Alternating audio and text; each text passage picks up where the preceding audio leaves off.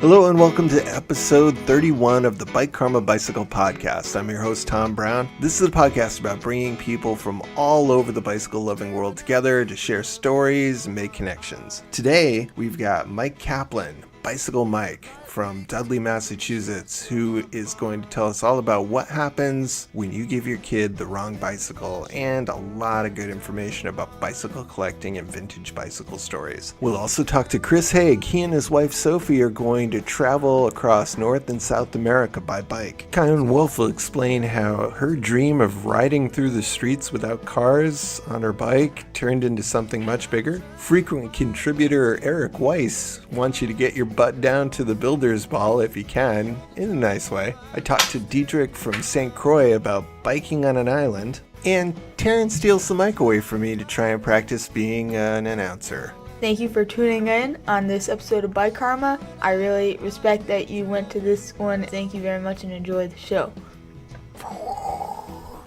Okay, thanks, Taryn. Let's roll out. Yeah.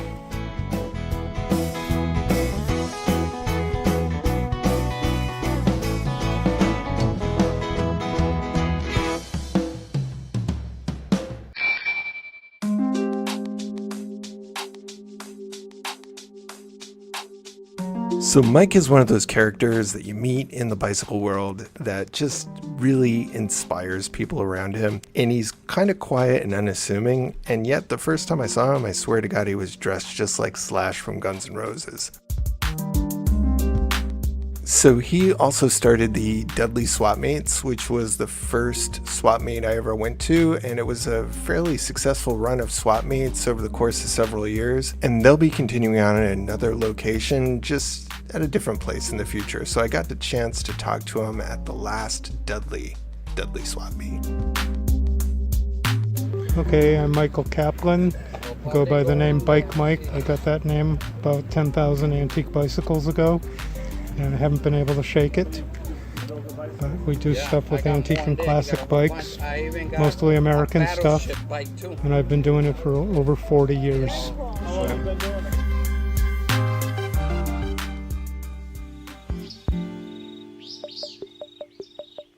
In 1956, when my parents got divorced, when I was 4 years old, my mom moved to Lexington, Mass. My dad stayed in Worcester. And when my dad came out to visit me on my birthday, which was 4th of July, I talked them into getting me a Schwinn Black Phantom because I said, well, if you're going to dissolve our nuclear family, at least let me be the coolest kid in town with the coolest bike. So I showed him the Schwinn Black Phantom in the back of the comic books in the back of Boys Life magazine, and they agreed they were going to go and get me a Schwinn Black Phantom.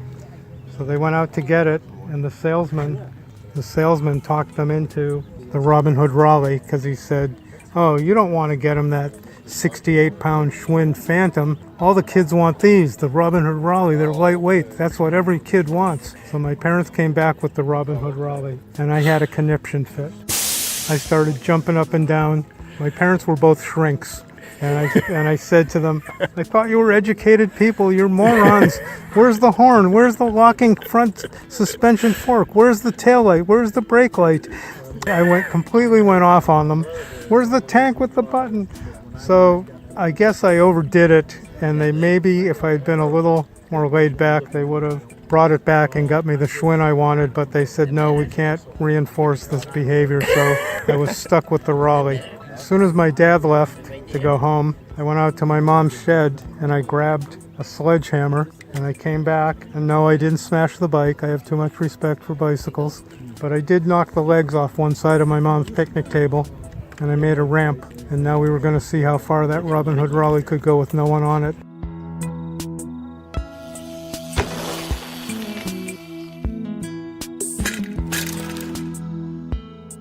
Riderless distance contest, and consequently I jumped the Raleigh probably 15 times and I couldn't destroy it because it was too light, so it didn't destruct when it hit the ground, and so I was stuck with that bike.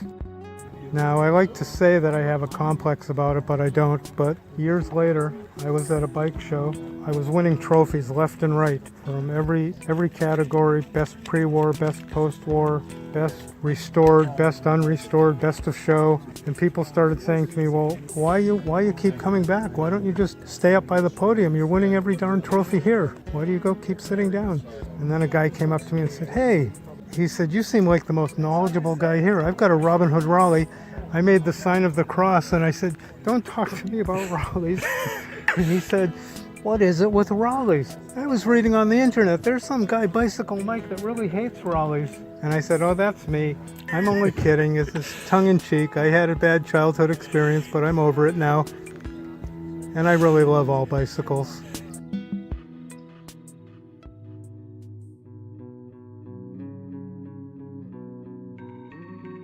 Well, I just wanted to thank you for sparking the hobby in me. I really appreciate that. My pleasure. Got to get young people involved. I try to advertise now to get people outside the regular collectors, the regulars that come here. So we've been saying free appraisals, bring your bike down, sell the bike, the bike you don't want, find the bike you always wanted, and just try to really encourage people to get into the hobby. I call it the Wayback Machine to healthy fun and fitness. You know, when these bikes were popular in the 50s, there was very little heart disease in America, very little obesity, and try riding one of these one-speed bikes and you'll soon realize why.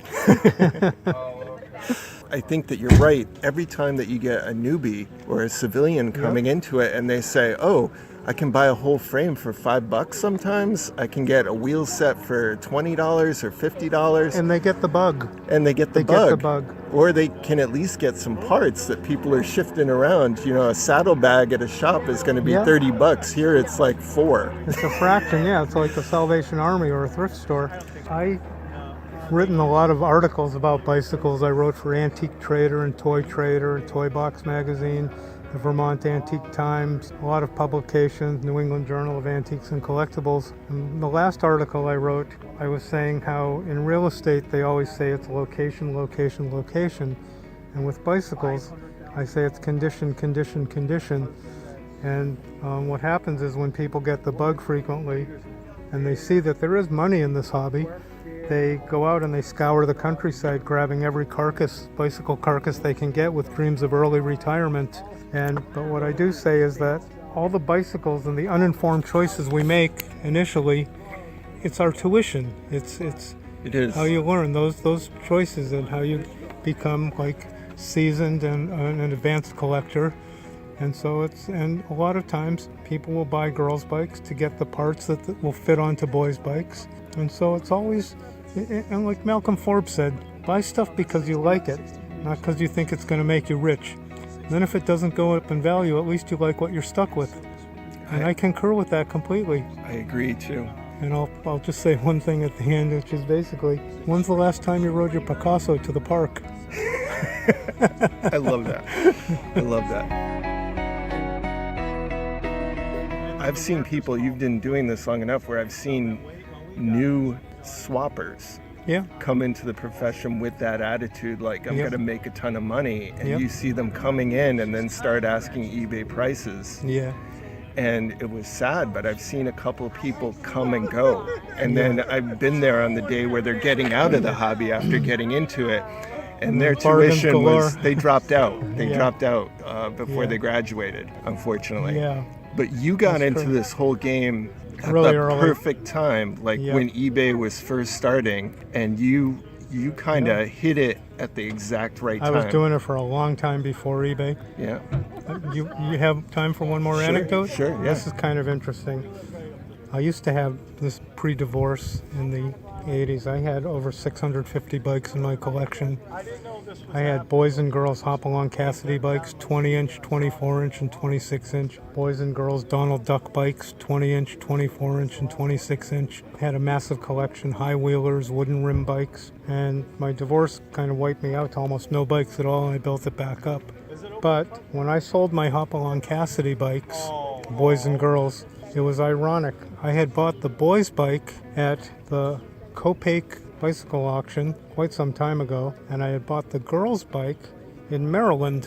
I came upon doing some research, came to find out that those two bikes had been given to a brother and sister for Christmas, and that the bikes ended up getting reunited again in my collection like 20 years later or more, maybe 40 years later.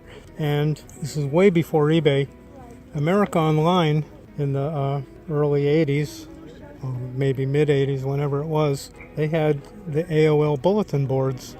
And I was on the AOL bulletin boards, and a guy said, looking for Hopalong Cassidy, Gene Autry, Roy Rogers, Cowboy Collectibles. So I emailed him and said, hey, do you have any Hopalong Cassidy bicycles? And he said, no, but I sure wish I did. And I said, I do. And he said, how much? Now, ironically, a few weeks earlier, I had tried to sell them at one of these Northeast Collectibles extravaganza shows, and I was asking $3,500 for the pair, and really not a penny less. And a guy came and offered me $2,000 for them. And I said, look, sir, I'll come down $750, you come up $750. You can steal them without a gun for $2,750. And he said, no, I'm going to pass. Now fast forward to where I've got the guy emailed from America Online, and he says, how much for the Hopalong Cassidy bikes? And I said, sir, if I don't get $6,000 for them, I'm not selling them. And he says, I'm up near Niagara Falls. You're in New Hampshire. He said, if I leave at 3 in the morning tonight, I can be there around. And I said, that's fine, but make sure you bring $6,000, because if you bring $59.99 and 95 cents, you're not going to go home with the bicycles. So he shows up, and I show him the girls' hoppy bike first, and he completely flips out because the condition was amazing, which is how it usually is. Girls' bikes tend to be in better condition than boys' bikes because girls were also playing with dolls and took good care of their stuff. Boys were doing the riderless distance contest, moving dismounts, everything else, and they were wrecking the bikes.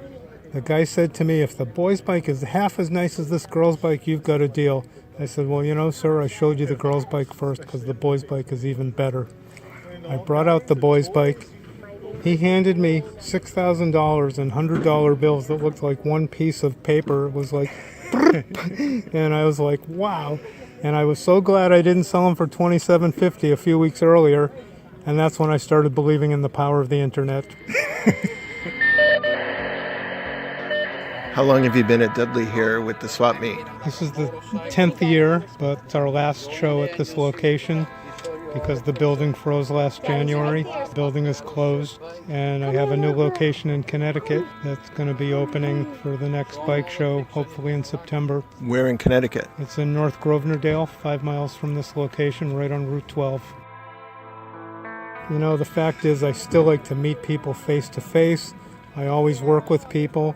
If they have some circumstance, they're doing it for their kids, or they're, had the bike as a child or whatever. I always work with people and try to give them good deals. Keep the hobby alive. Yeah, I modeled mine. If you come to mine, hopefully next year. I will for sure. I modeled it exactly after this. Thank you so much. That's 25. That's a supreme 25 compliment. $25. I walk around, I collect it, kind of keep it chill. People are like, how big a spot do I get? I go, well, we're just going to be nice to each other, and we're going to fill up the space. Just tell them whatever you need. Yep. Yep. Yeah, we haven't gone up in price in 10 years, and when I get to my new location, it'll be the same.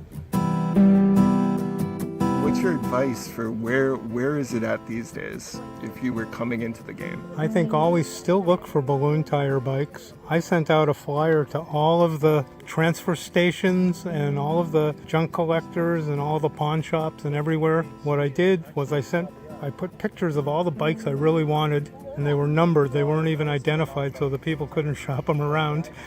And then I started getting I have a toll-free number that spells the word bike, and I just told people, if you have any of these, and even if you don't have them now, save this piece of paper. You may find them someday. Knowing where to sell them is good advice. And it's amazing how many you turn up like that. And just put out the word to as many people you know. I'm looking for old bikes. Treat people good. If you know it's worth a lot more than they're asking you, pay them more so they come to you every time. And then just pay it forward, and you'll find bicycles. And now I've been on television a dozen times with bicycles. I'm listed in Trash or Treasure, What's It Worth, and they just find me now. And that's what, if you get into it, and if it's the passion, people sense your passion. When you're really into it, they get involved with it. They want to help find them for you. They want to be part of it. And again, buy stuff that you like, because that's what you're going to be excited about. Good advice. Slightly tearful goodbye to Dudley Do Right Flea Market and the Dudley location. Could you share where your contact info for the new stuff is? Yes, it is. It's on Route 12. It's in North Grosvenordale, right on Route 12. The new address, it sounds like an Eric Clapton blues album. It's 910 Riverside Drive, and that's the new location. You'll see it right at a railroad bridge. It's a 402-foot long, 4-story brick building with land behind it. And that's where the next bike swaps will be. All right. Thank you very much. Thank you so much. And you can always reach me toll-free, 800-336-BIKE, B-I-K-E, which translates to 2453. Cool. Thank you. Thank you.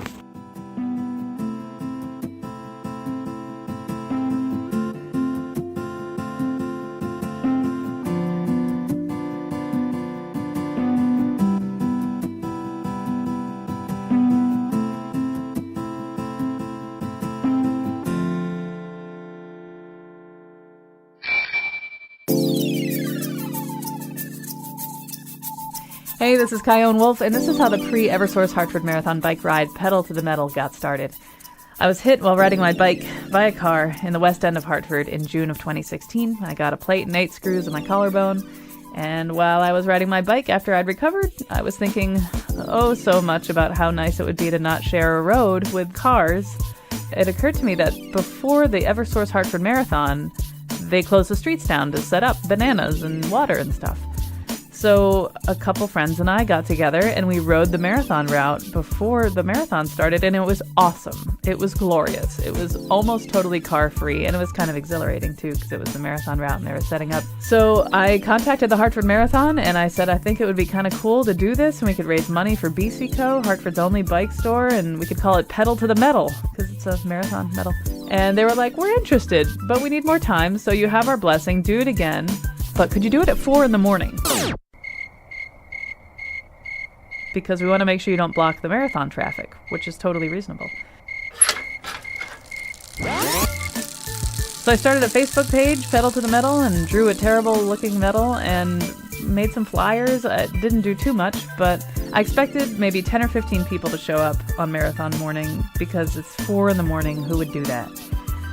I had printed 42 release forms because 42 is my favorite number, and I ran out of release forms. Over 50 people showed up to this 4 a.m. bike ride in outfits and costumes and spandex and lots of lights, and it was so exhilarating and fun. And so we took a bunch of pictures and videos, and I sent everybody who'd signed the release form, I sent them an email asking, like, what went wrong, what went right, how much would you pay for this if you knew that part of it was going to BCCO, how much would you pay if it wasn't, and got all this information, packaged it up, went back to the Hartford Marathon Foundation, and they were like, oh, cool, that is a great idea, glad it went well, sounds great, we'd like to do it to celebrate our 25th running, which is in 2018, but you got to raise $20,000 because it's going to cost that much for us to produce it, for the permits, for the insurance, for the police lead and rear car.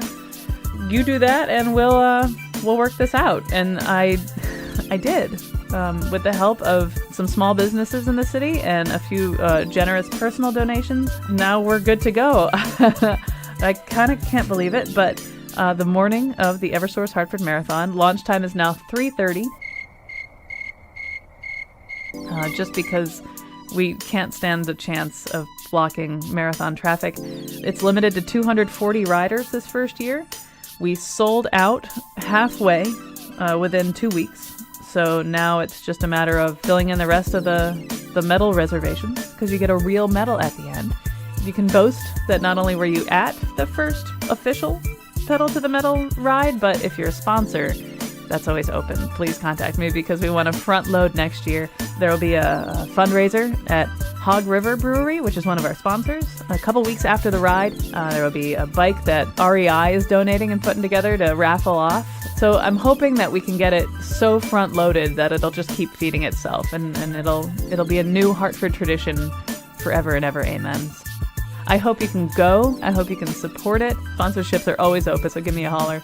And also stay tuned because we might have a little surprise party after the ride at a restaurant in downtown Hartford really early in the morning because you got to be off the course by 6:30. And then you can party with us and hang out and keep watching the marathon runners blowing our minds because running 26.2 miles is nuts. Riding it, on the other hand, at 3:30 in the morning is only a little less nuts. So I hope I see you there. Thanks, Tom. Bye.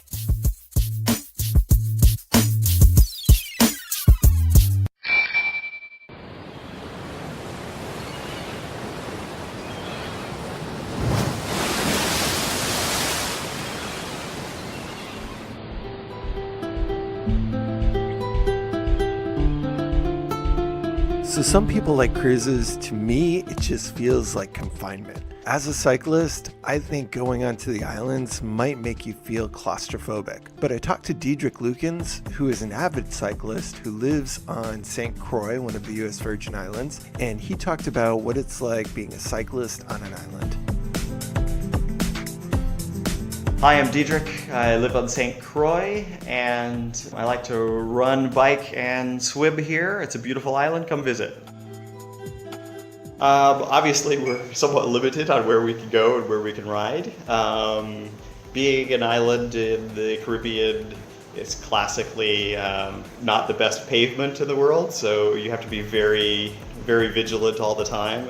But really, I think being a cyclist makes you a better driver on this island because you know every single crack on the roads, and we've got a lot of them. That's the biggest challenge, really.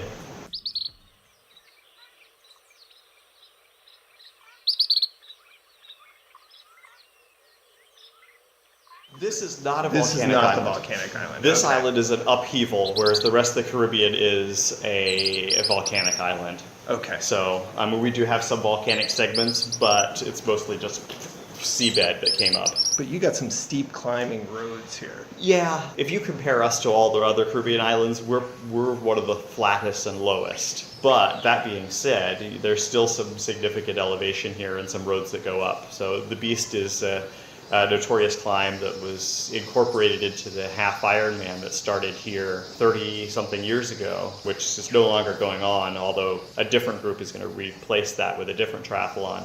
And so with that being a half Iron, it's a 56-mile ride, and about smack in the middle of it, you have to ride along the North Shore on the North Coast and then climb the Beast, which is, I should know exactly, I think it's 1.6 or 1.7, but it's steep and twists and kind of unrelenting. You get halfway up and you think it's over, and it's not, and then you get almost to the top and it's not over. You know, it peaks out in the lower 20% grades, which can be really tough. There's a segment you come around a very hard, greater than 90-degree turn, and it hits you right with a 20-plus degree segment. So, I mean, getting out of your driveway is quite steep. My driveway is quite steep. Have you measured the grade?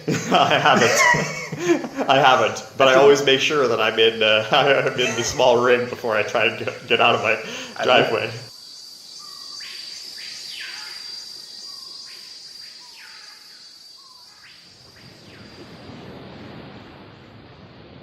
Do you ever feel claustrophobic on the island as a cyclist? I don't.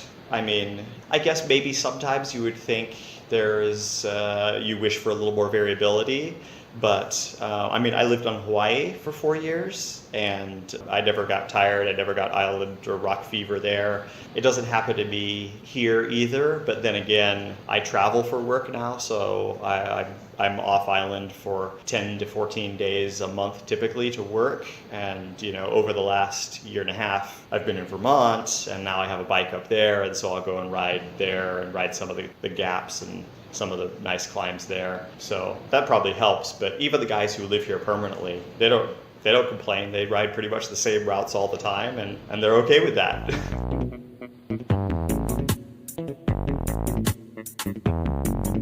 Where I live, there's squirrels.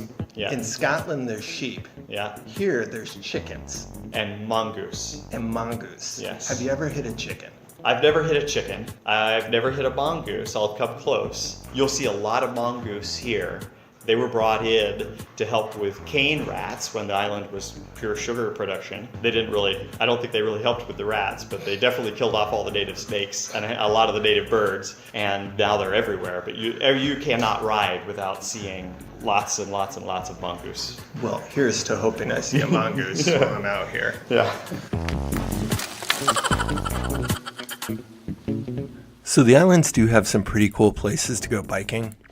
One thing is they're still recovering from the hurricanes that happened in September, and they will be for quite a long time. So one of the ways to support the islands is to go down there and visit. And it is pretty cool to go cycling around and see some mongoose.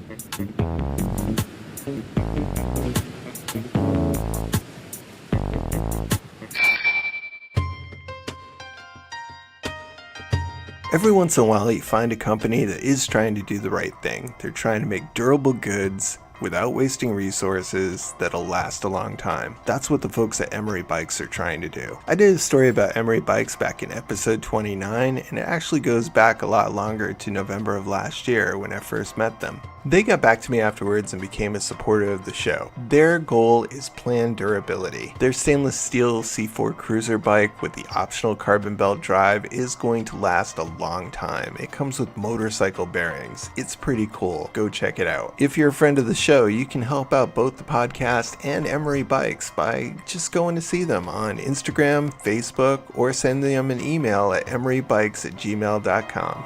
Thanks.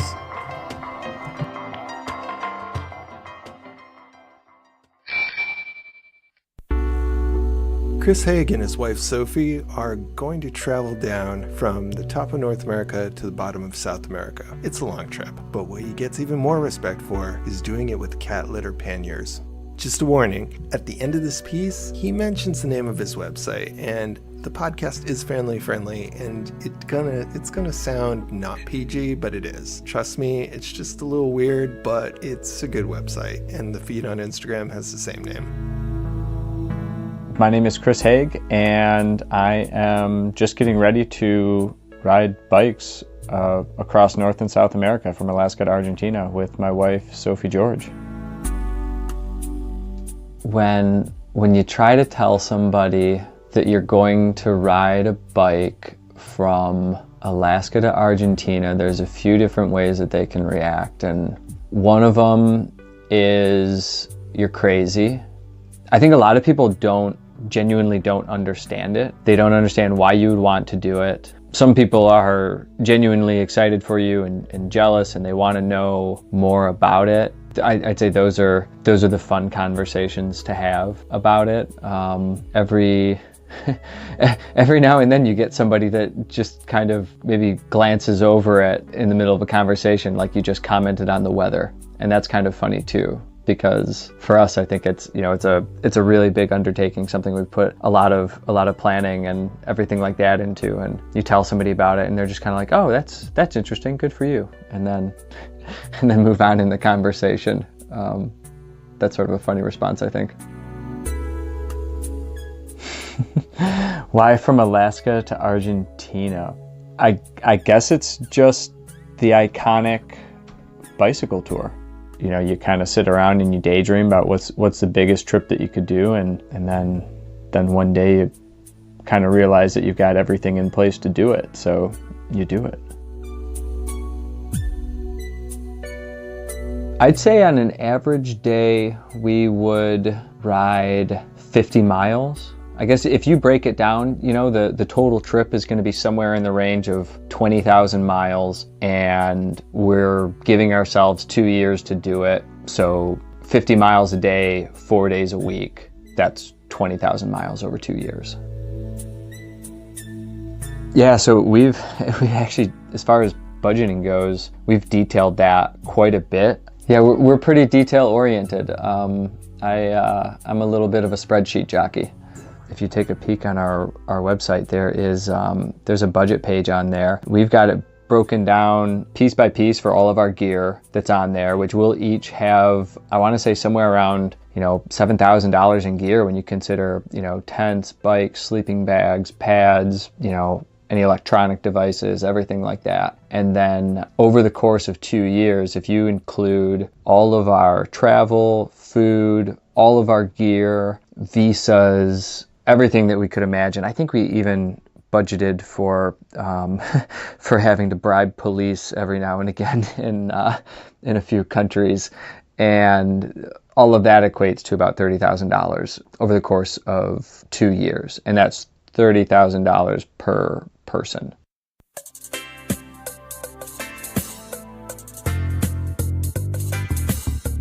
Well, for my gear, I mean, the main piece at the center, all of it, is the Surly Troll, and I chose that one because it's a nice kind of in-between a road bike and adventure bike. It's comfortable to be in the saddle all day long, and it's got just gear mounts galore all over it, so you can mount stuff and strap stuff to it without any issue. It's pretty malleable as far as racks go. And Soph's riding a Surly disc trucker. Both of them tried and true touring bikes. We're carrying a two-person tent, a two-person sleeping pad. We spent a lot of money and put a lot of thought into all of our gear. But then for my panniers, I went with the Tidy Cat buckets. They're like 5-gallon cat litter buckets, and they're sort of great. They're lighter than, say, a pair of Ortliebs. You can fill them with ice and put some cold beers or sodas in them if you want. Pull them off the bike and use them as a seat. Totally waterproof, hard plastic, and not that hard to make, and kind of a fun project and a good talking piece when you're riding. And it's always neat when people see something like that and they just want to ask you questions about it. And then also I just like the idea of reusing things and repurposing stuff. Yeah, I've got a lot of kitty litter buckets to mess with now. So if you need a pair of panniers, let me know. I can fix them up for you. We had a cat until maybe a month ago when we left Utah, but a good friend's watching her while we're on this trip.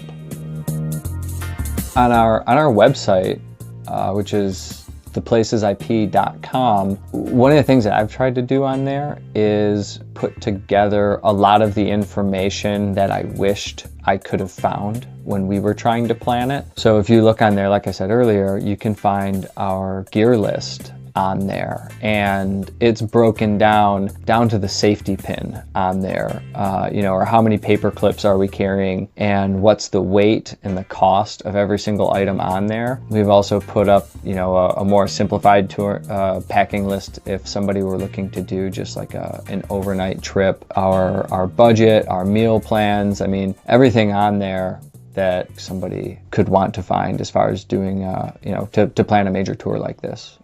So I'm hoping that it'll be a really great resource for others looking to do something similar.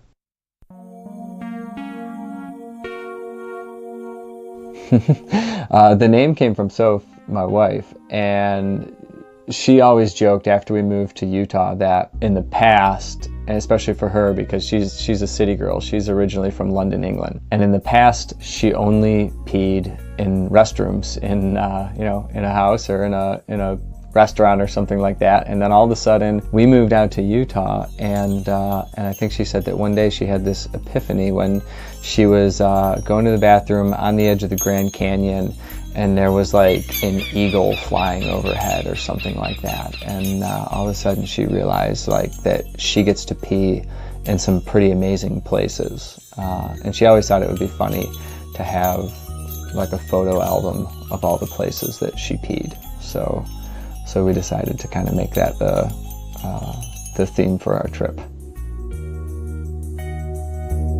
Thanks, Tom. One thing that a friend said to us when he first saw the name was that he thought that it was going to be a Dr. Seuss book about a little male dog.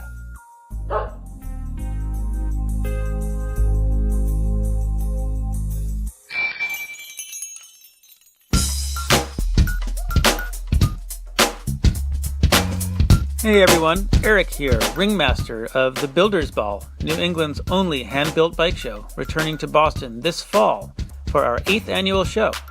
We'll be at the Innovation and Design Building on September 22nd, that's a Saturday, from 2 to 10 p.m., with exhibitors from all over the Northeast.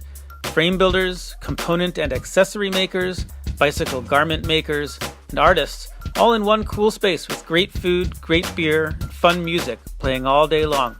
Some surprises in store too. You can learn more on Instagram. The show's handle is @BuildersBall, or search for the New England Builders Ball on Facebook or the web. Don't forget to get your butt down to Boston's Innovation and Design Building on Saturday, September 22nd. See you there.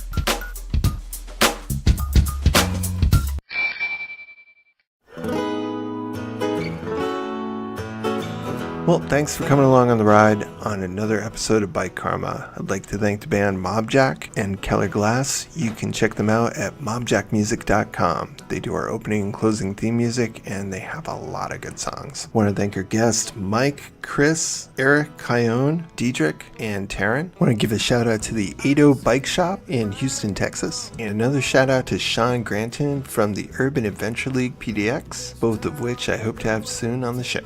Thanks to all the people who've downloaded in over 50 countries. Really appreciate you checking out the show. Hey Jordan, I saw you download. Assalamu alaikum. Hola Peru, and thanks for checking out the show. And Oprah, I'm still waiting. Greenland, you know. If you have any comments, suggestions, or stories that you'd like to share on the show, or if your company or organization would like to be a supporter of the show, please contact me at bikekarmaguy@gmail.com, and I'll get back to you soon. Thanks to everybody waiting in the queue for their segments to be edited and aired. It takes a lot of love to produce each little episode, so I appreciate your patience. Thanks to Yup for the really nice review on iTunes. I appreciate it. And for the other people who left positive reviews too, I can't say your names, I appreciate you as well. The Bike Karma podcast is the intellectual property of Tom Brown. All rights, including copyright, trademark, and all those other ones, are reserved. Oh, Taryn, September is the hardest time to be a teacher. You're going back to school and really tired. I'm thinking of maybe giving up on my ABC Quick Check.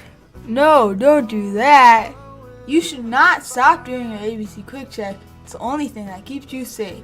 A stands for air. You need that. B stands for brakes. You also need that.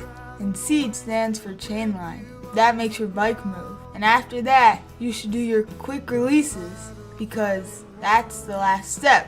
And then you should drop your bike and make sure nothing's out of place. You're right. I shouldn't skimp just because I'm tired.